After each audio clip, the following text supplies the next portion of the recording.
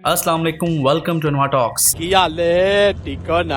आज बेसिकली मैंने आपसे बात करने की एक अजीब व गरीब सा कल्चर पाकिस्तान में प्रमोट हो रहा है, यानी कि एक अजीब व गरीब सा कंसेप्ट अब पैदा होने जा रहा है। अमूमन कल्चर लोगों की तरफ से प्रमोट होता है, लेकिन इस दफा कल्चर गवर्नमेंट की तरफ से प्रमोट हो रहा है और वो है बैन कल्चर। यानी कि जो चीज मशहूर हो रही है, जिस चीज के फॉलोअर्स बढ़ रहे हैं या लोग उसको पसंद करने लगे हैं, जी उठा कर उसको बैन कर दो। कोई बात जो समझ में ना आए उसको उठा के जी बैन कर दो, ये समझे बगैर कि अगर कोई कंटेंट हमारे मोरल वैल्यूज को या कल्चर को या इवन लॉज को वायलेट कर रहा है तो इसको कोई और सोल्यूशन भी निकल सकता है। कोई मॉनिटरिंग नाम का भी परिंदा हो सकता है। हर मसले का हल सिर्फ बैन थोड़ी ना है। और यार अब जिस तरह के हालात चल रहे हैं, बहुत ज्यादा आवाम है जिन्होंने बकायदा सोशल मीडिया को एक अपने प्रोफेशन के तौर पर चूज किया है। वो इससे अर्निंग कर रहे हैं और अपना घर चला रहे हैं, और ये जी उठ के उसको जी बैन कर लगे हैं। चलो ठीक है जी, आपसे एक सवाल है कि अगर आप उसको बैन कर भी रहे हैं तो उसका जवाब ये दें कि आप इसके ऑल्टरनेट लोगों को दे कह रहे हैं। ना आपके पास जॉब्स हैं, ना आपके पास वैकेंसीज हैं, कुछ है नहीं, आपके पास कद्दू है सिर्फ आप बस, और वो उसके जी लारे दिखा के आप आवाम को कर रहे हैं। और अगर आवाम खुद उठ के कुछ कर रही है तो करने दें उसको। हमें इससे इनकार नहीं कर रहा कि आप मॉनिटरिंग ना करें। बिल्कुल शुरू से जब से सोशल मीडिया आया था आपको तब से मॉनिटरिंग करनी चाहिए, लेकिन अब इसका मकसद बैन थोड़ी ना है। हाँ, थोड़े चंद लोग हैं जो आपकी मॉरल वैल्यूज को खराब कर रहे हैं, आप उनके खिलाफ भी कुछ ना करें। आप सिर्फ उठा के अपने कंटेंट को मॉनिटर करना शुरू कर दें और उसके मुताबिक पॉलिसीज बनाएं जिसमें आपका सारा सिस्टम चले। जी बैन उठा देते हैं, फिर जी आप पाकिस्तान को 500 साल पीछे ले जाते हैं। ये तो कोई तरीका नहीं है ना, इस तरह तो नहीं चलता सिस्टम। फिर जी आप कहते हैं कि आपकी तब्दीली को भी माने। तो जी आपसे रिक्वेस्ट है कि बजाय बैन करने के और हर सब मसलों का हल जी आप समझते हैं कि जी इसको बंद कर देने के अलावा आप उसमें रिफॉर्म्स लाएं तो वो काफी हद तक बेहतर होगा। इस समय जो गवर्नमेंट के हालात चल रहे हैं, मुझे लगता है कि सिर्फ दो ही इदारे हैं वो सही से काम कर रहे हैं, एक पैमरा और एक पीटीए। वो जो पैमरा आए रोज जी शो कॉज नोटिस, और वो जी उठ के जी हर चीज को बैन करके यही बस ओवर टाइम लगा के गलत काम कर रहे हैं ये दोनों डिपार्टमेंट्स। और भी बहुत कुछ है यार करने को, हम ऑलरेडी दुनिया से अच्छा भला पीछे हैं। और मैंने जहां तक पाकिस्तान के लोगों के दिमाग की फिलॉसफी को जरा सा एनालाइज किया तो मैं 3 नतीजों पर पहुंचा हूं कि हमारे जहन में बस 3 चीजें फॉल करती हैं कि अगर टेक्नोलॉजी से मुतालिक कुछ हमें समझ ना आए तो उसको जी उठा के बैन कर दें, और कोई गवर्नमेंट हमारी समझ में ना आए तो जो उठा के फौरन जी अगले दिन उठ के रिजाइन कर दे। बाकी कोई सिस्टम नहीं है। और कोई जी बंदा हमें समझ में ना आए तो उसको जी कत्ल कर दो, गोलियां टपा दो। ये है हमारा फलसफा। यानी कि करेक्शन नाम का कोई लफ्ज हमारी जिंदगी में नहीं है, हमारी डिक्शनरी में भी नहीं है। और इवन कि अगर हम बाहर के मुल्कों के जेल्स को भी अगर एनालाइज करें तो वो उसको करेक्शन सेंटर कहते हैं कि लोग यहाँ पे खुद को करेक्ट करने आते हैं, हम उनकी इस्लाह करते हैं, रिफॉर्म्स उनमें लाते हैं। मेरे ख्याल से लोग चाहते हैं कि कैसी दुनिया बन जाए जहाँ पे ना टेक्नोलॉजी हो, ना गवर्नमेंट हो, ना लोग हो, बस वही अकेले हो। यानी कि कोई हो ही ना हो सी ढोला ना हो सी रोला, ये वाला कंसेप्ट हो तो तब हम इस दुनिया में जी बहुत सुकून से जिंदगी गुजार सकते हैं। तो जो ये बैन वाला सिस्टम है, इसका आगाज कुछ अर्सा पहले हुआ था जब इन्होंने बीगो को बैन किया था। उसके बाद यूट्यूब को एक धमकी दी, उसके बाद जी अब टिकटॉक बैन कर दिया। और ये सब के सब मोरल ग्राउंड्स की वजह से बैन हुए कि जी ये हमारी मोरल वैल्यूज को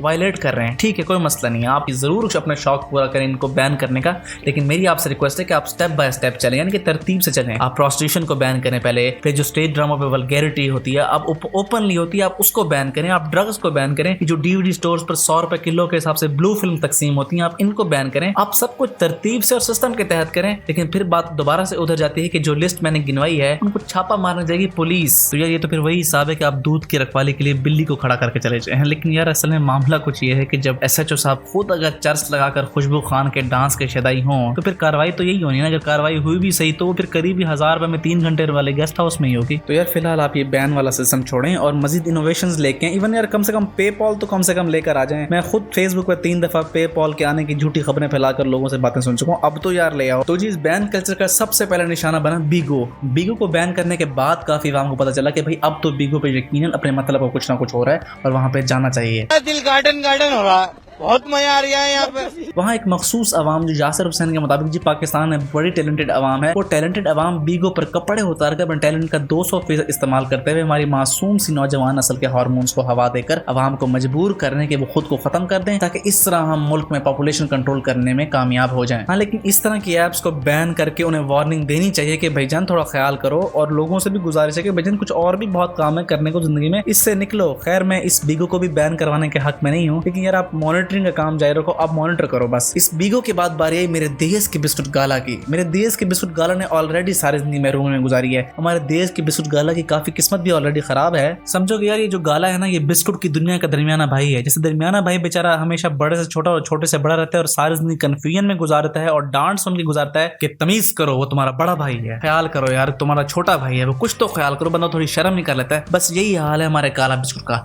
जब दुकान पर सुपर और जीरा प्लस नहीं मिलता तब लोग कहते हैं चलो यार गाला ले लो। लेकिन मुझे जो गाला से पर्सनल इशू है वो ये है कि वो चाय में डूबने के बाद भी शर्म नहीं पकड़, मेरा मतलब नरम नहीं होता, यानी कि वो जो सुपर वाला चस्का नहीं करता। जैसे सुपर तो बिल्कुल महबूब आपके कदमों वाली फील करवाया था, यानी कि बिल्कुल नरम नाजुक होकर आपके सामने आया था, वो फील गाला नहीं देता। तो मैं वापस आता हूँ अपनी बात की तरफ। तो इस दफा गाला ने एक्स्ट्रा ऑर्डिनरी होने के लिए हमारे सितारे इम्तियाज यानी कि महविश हयात को अप्रोच किया कि अब तो भाई अवाम हमारे लिए ना सही, लेकिन महविश हयात के ऑर्गेनिक स्टेप्स के लिए तो जरूर गाला खाएगी। तो पेमरा ने दानिश की तरह महविश को तबाह करने का फैसला कर ही लिया और उसने वो एड बैन कर दिया। ऑन अ सीरियस नोट, मुझे वाकई नहीं पता कि ये एड बैन किस वजह से हुआ है। अगर ये एड डांस की वजह से बैन हुआ है या फिर गाला बिस्कुट का उस पूरी एड से कोई ताल्लुक ना होने की वजह से बैन हुआ है। अगर तो इस वजह से हुआ है तो यार ये बहुत अच्छा हुआ है। मैं तो कहता हूँ हर उस एड को बैन कर दें जिसमें प्रोडक्ट का प्रेजेंटेशन से दूर दूर तक कोई ताल्लुक ना हो। और यार ये नाच नाच के हर चीजें बेचना बंद कर दो, यानी कि कोई खबर है, कोई बात है, जरा जरा सी बात है जी, वो नाच नाच शुरू हो गए हैं। बॉलीवुड अब ये हफ्ते छोड़ चुका, हम अब उन बातों को अडॉप्ट कर रहे हैं। तो अगर इस मामले में भी हम दूसरे मुल्कों से कंपैरिजन करें तो मुझे पता चला कि दूसरे कंट्रीज में इवन एड के लिए भी प्रॉपर स्क्रीन प्ले, डायलॉग और स्टोरी लिखी जाती है, तब जाके वो एड बनती है। इवन इंडिया में भी ये नहीं कि हमारी तरह किसी एक्ट्रेस को पकड़ 4 बंदे इकट्ठे हो गए, एक बलोची एक सिंधी बन के जी वो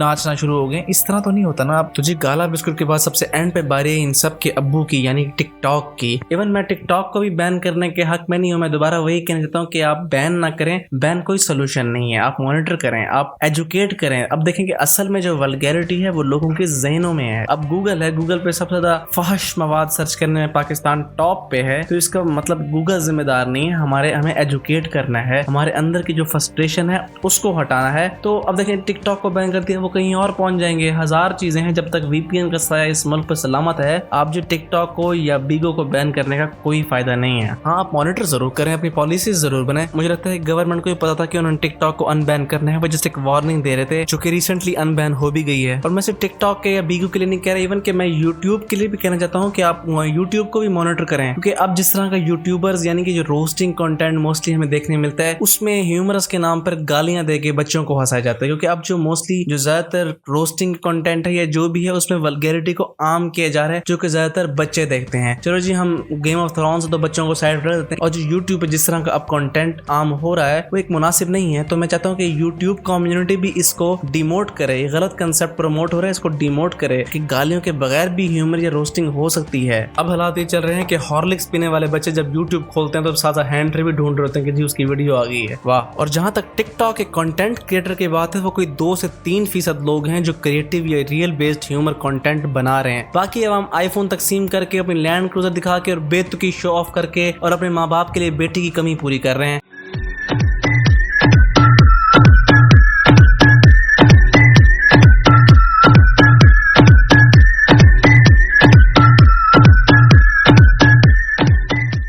असल में टिकटॉक ने सस्ती शोहरत की डेफिनेशन को सही तरह से एक्सप्लेन किया, जो लोग वहां पे इस तरह के अजीब और गरीब हरकतें कर रहे होते हैं। तो यार मैं उनसे कहता हूँ कि यार 2 मिनट आप सोचो, कोई अपना कोई डिफरेंट चीज लेके, कोई आप अपना कोई टैलेंट हो उसको पेश करो, या कुछ भी है आप उसको कुछ स्किल है तो उसको सीख लो। लेकिन यार इस तरह की सस्ती शोहरत के लिए अपने आप को एक अजीब और गरीब सी मखलूक बना के लोगों के सामने लेके और इस तरह की फेम ले रहे हो और कमेंट में गालियां भी खाते फिर रहे हो जी। एक होता है क्रिटिसिज्म जिसको हमेशा पॉजिटिव लेना चाहिए, लेकिन एक होती है जो आप खुद लोगों को मौका दे रहे हो गालियां खाने का, तो उसे थोड़ा अवॉइड करो। इसको ही कहते हैं सस्ती शोहरत, और क्या होती है। और फैंस यार तुम लोगों से भी गुजारिश है, कुछ तो उसमें देख के स्टार बनाओ। तो जी ऐसी मखलूकों के मिलियंस में जो जमील और जमीला एक ही बंदा बन के घूम रहा, बंदा ऐसे लोगों को क्या कहे, ऐसी फैंस को भी बंदा क्या कहे। और एक जी मुझ जैसे लोग होते हैं जो महीने लगाकर वीडियो बनाते हैं, स्क्रिप्ट लिखते हैं, एडिटिंग पता नहीं क्या कुछ करते हैं, उसके बाद जो खुद ही अपनी वीडियो 200 दफा देखकर उसके व्यूज बढ़ा के खुश हो रहे होते हैं। वैसे क्या कहें, बस सच्चे टैलेंट की कदर ही रहेगी इस दुनिया में। तो यार बात यह है कि प्लेटफॉर्म कोई बुरा नहीं था, बस उसका इस्तेमाल थोड़ा सा उसको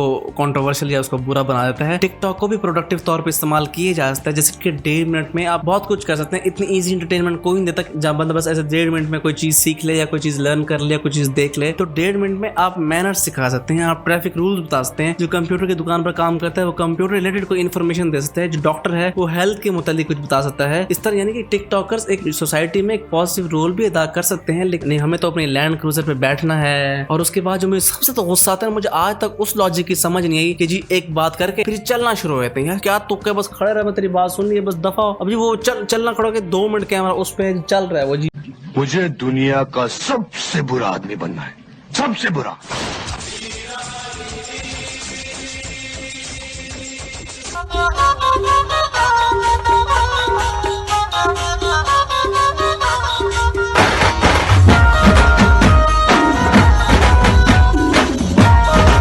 टिकटॉक दे पकौड़े और थुक ना पकौड़े तलने वाले मुफ्त दी मशहूरी लैन वाले। यार इस तरह की हरकतों से निकलो। तो जी एंड में पीटीए वाले भाई से गुजारिश है कि भाईजान जब तक इस मुल्क पर वीपीएन का साया सलामत है आपने जो बैन करना है कर दो, अवाम को कख फर्क नहीं पड़ता। तो यार अगर आप लोगों को ये वीडियो पसंद आई हो तो काइंडली इसको लाइक कर देना, चैनल अगर सब्सक्राइब नहीं किया तो चैनल को भी सब्सक्राइब कर देना और बेल आइकन बल के रहने देना, नोटिफिकेशन पे तंग होता है लेकिन अगर दिल करे तो दबा देना। ज़्यादा मोहब्बत अगर जाग भी जाए इस चैनल के लिए बेल आइकन भी दबा देना और अगर कमेंट्स में सजेशंस या कोई हो तो वो बता देना। तब तक थैंक यू सो मच। अल्लाह हाफिज़।